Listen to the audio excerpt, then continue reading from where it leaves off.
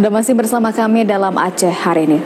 Saudara, puluhan pelajar di Kabupaten Raja Jaya yang tergabung dalam pasukan pengibaran bendera pusaka atau Paskibraka terus menggiatkan latihan yang berlangsung di lapangan kantor Bupati setempat. Latihan Paskibraka ini sudah dimulai sejak pertengahan Juli yang lalu dan saat ini sudah mencapai 85%.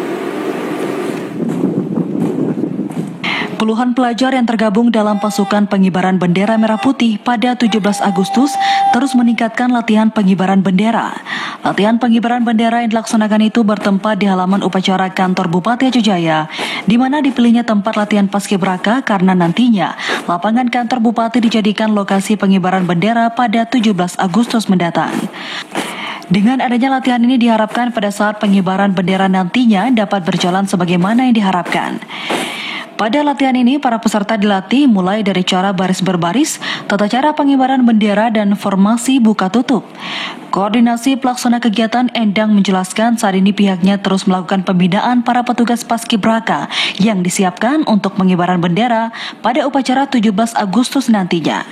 Menurutnya, latihan ini digiatkan untuk melatih para anggota Paskibraka untuk mempersiapkan mental seluruh peserta agar siap tampil dan mampu memberikan yang terbaik pada upacara HUT Kemerdekaan RI ke-78. Pasukan ini lengkap, kita menggunakan pasukan 75 orang. Pertama kita berjalan sukses dan memupuk anak-anak ini untuk bersama siap mental dan fisik untuk melatih hari H. Tidak ada terjadi kesalahan di lapangan. Dan kita tahun ini bergabung penuh, gabung dengan pasukan anggota TNI Polri. Latihan juga dibantu oleh pasukan TNI Polri.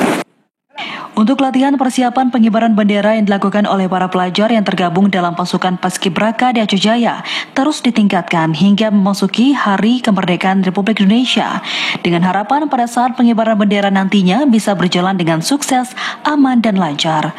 Dari Aceh Jaya, Musliadi, TVRI Aceh melaporkan.